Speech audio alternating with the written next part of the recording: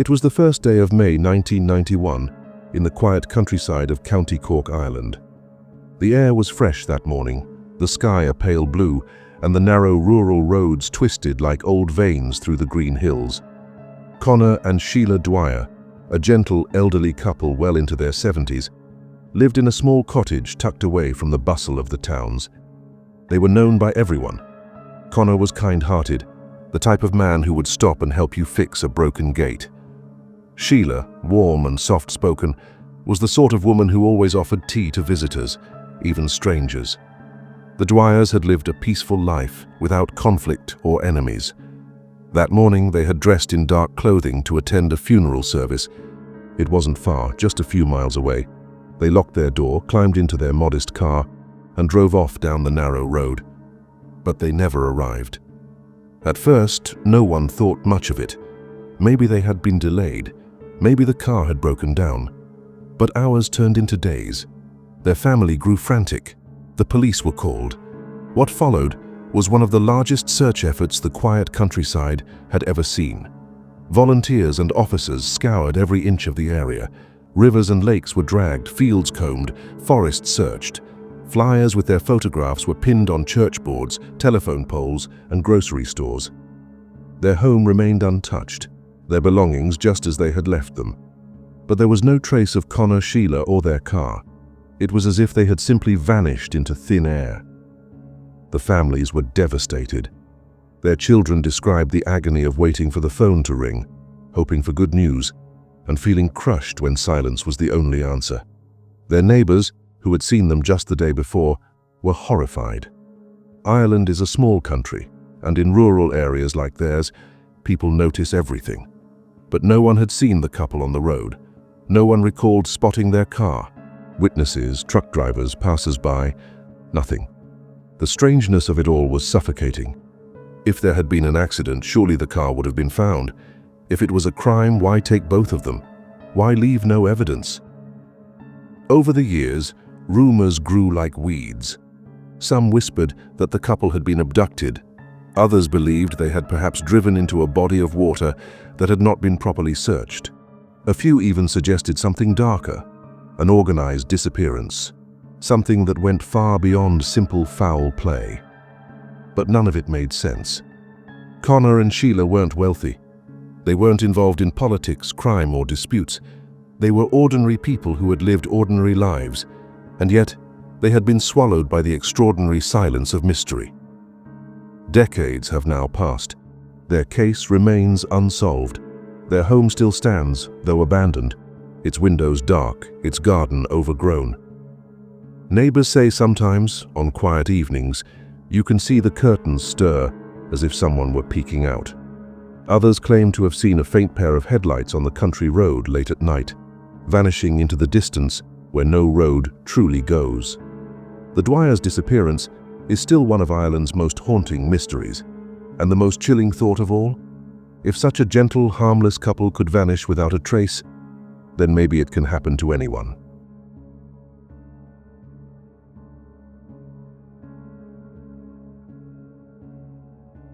"1923 in Arkansas, the kind of afternoon where the forest hummed quietly under the weight of the sun.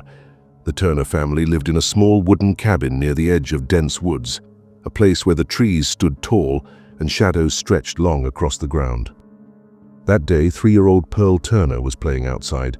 She was just a toddler, bright-eyed, full of laughter, chasing after butterflies that drifted lazily near the cabin's garden. Her mother kept a watchful eye as she prepared food inside, glancing out the window every few moments to see her little girl toddling around the flowers. And then, in what felt like only a heartbeat, Pearl was gone. At first, her mother thought Pearl had simply wandered behind the cabin or ducked behind a tree. She called out her name, once, twice, but the air was silent. Panic set in quickly. The mother ran outside, searching the small garden, calling, "Pearl! Pearl!" until her voice cracked. But there was no sound of footsteps, no rustle of leaves, no giggling child hiding nearby. Within an hour, the neighbors had gathered. Soon after, search parties formed, dozens of men and women scouring the woods with lanterns and dogs. They searched through the night, their voices echoing through the darkness. Pearl, Pearl Turner. But the forest gave no answer. For weeks, the search continued. Entire sections of the woods were combed through. Rivers and ponds were drained, thinking maybe the little girl had fallen in. Families from nearby towns joined in, but Pearl had simply vanished. Her father, broken and desperate, refused to give up. He kept searching long after the official efforts slowed. Every night he would take a lantern and walk the tree line, calling out his daughter's name, his voice carrying through the black stillness. Neighbors would later say the sight of him wandering alone with that dim light was heartbreaking and terrifying. It was as if the woods had swallowed Pearl whole and would never give her back. Rumors spread quickly, as they always do in small towns. Some said she must have been taken by a wild animal, though no evidence was ever found. Others whispered darker theories that someone had abducted her, hiding her away where no one could ever find her. And then there were those who said the forest itself had claimed her, that the land was cursed, that something ancient and unseen had lured her away. Her mother never recovered. For years, she refused to leave the cabin. People who visited said she would often stare out the window toward the woods, as if expecting to see her little girl come running back. But Pearl never did.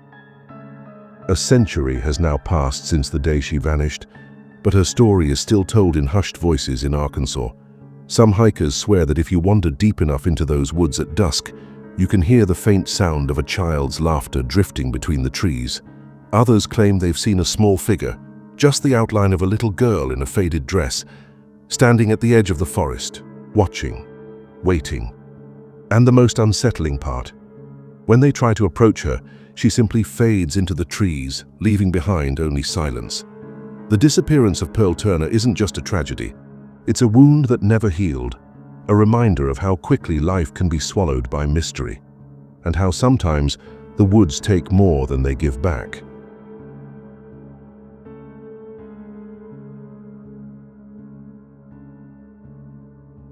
July 29, 1981, a day London would never forget. The city was alive with celebration, the wedding of Prince Charles and Princess Diana. The streets were buzzing with joy, filled with flags, parades, and laughter. Families crowded the sidewalks to catch even a glimpse of the royal procession. Among those families was 8-year-old Vishal Mehrotra. He was a shy, sweet boy from a loving family, living in the Putney area of London. That afternoon, after watching some of the festivities, Vishal and his friends stopped near a local sweet shop. He wanted to buy a small bag of candy. It was a normal thing, a simple childhood moment, but Vishal never made it home. When his family realized he hadn't returned, panic erupted. His father, an Indian judge, immediately raised the alarm. Friends, neighbors, and police joined in the frantic search. The streets of Putney, filled with cheerful echoes just hours before, now rang with desperate voices calling out his name. But there was no sign of him. Not that day, not that week. For months, the family lived in limbo, hoping, praying, clinging to the idea that maybe Vishal had gotten lost and would be found.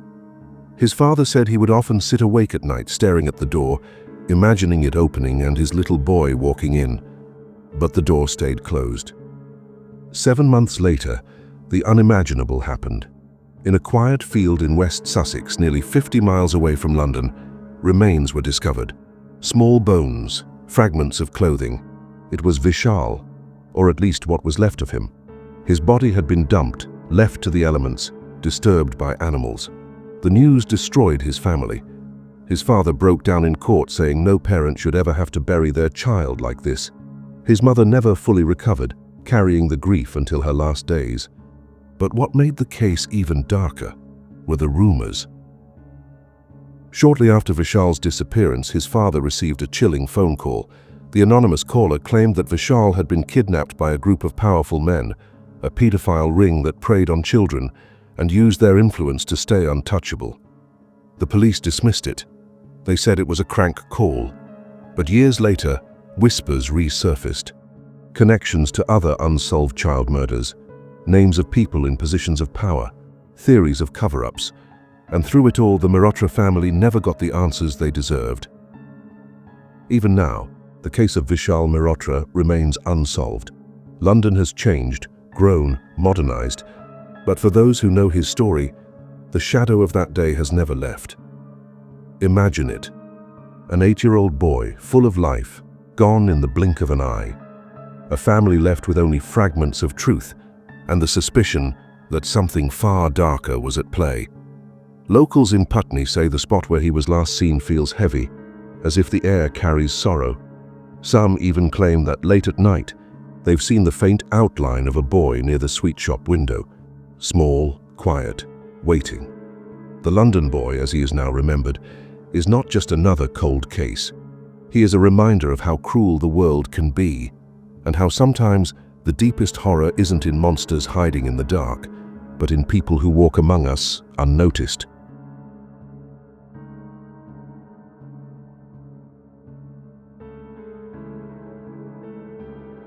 January 11th, 1965, a hot summer's day in Sydney, Australia. The air shimmered with heat, and the ocean waves crashed lazily against the shore. Families flocked to the beach to escape the burning sun, kids building sandcastles, parents stretched out on towels, and the air thick with the smell of salt and sunscreen. For two best friends, 15-year-old Marianne Schmidt and 15-year-old Christine Sharrock, it was supposed to be just another fun day. Marianne had recently moved from Germany with her family, and Christine had become her closest companion. The two girls were inseparable, always laughing, always whispering secrets. That morning, they took Marianne's younger siblings to Wanda Beach, a quiet stretch of sand near Cronulla. It was ordinary, innocent, safe. At first, the girls played with the children in the sand, splashing in the shallows, giggling as the sun beat down.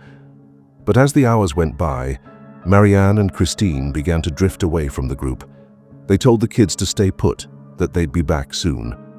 Witnesses later recalled seeing the two girls walking north along the beach, barefoot, their hair tangled in the ocean breeze, looking like any other carefree teenagers.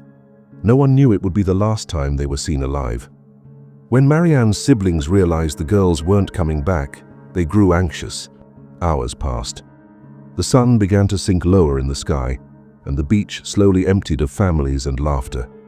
Panic set in. By nightfall, the police were called, and the search began. The next morning, the horror was discovered. A man walking the dunes stumbled upon a gruesome scene. The bodies of Marianne and Christine were found lying partially buried in the sand, their faces covered, as if someone had tried, poorly, to hide them. Both had been brutally attacked. They had fought back, leaving signs of a violent struggle in the sand, but it hadn't been enough. The news shattered Sydney. The Wanda Beach murders, as they came to be called, became an instant national obsession. How could two young girls, in broad daylight surrounded by people, be taken and killed so savagely? Marianne's family was destroyed. Her mother, already struggling to raise a large family in a new country, never recovered from the loss. Christine's relatives were equally devastated, their grief shadowed by the cruel mystery of who could have done it. The police investigated hundreds of suspects. There were confessions, false leads, men who fit the profile but slipped through the cracks, but no arrest ever stuck. Over time, theories grew darker. Some believed the girls had been stalked by a stranger on the beach. Others whispered about a serial predator operating in the area, someone who may have claimed more victims. Some even suggested the murders were linked to organized crime or satanic rituals, though no solid evidence ever proved it. What remained was fear. Parents stopped letting their children wander freely along the beaches. The image of two young girls laughing in the sun one moment and gone the next became burned into the memory of the city. Even now, nearly 6 decades later, the Wanda Beach murders remain unsolved. The dunes where their bodies were found still shift with the wind, silent and indifferent, as if holding on to the secret of what really happened that day. Locals say that if you walk those sands at night, when the ocean is black and the stars are hidden, you can feel it. A strange heaviness in the air, as though the laughter of two girls still lingers, cut short by something unspeakable. Two best friends, forever 15, forever frozen in the summer of 1965.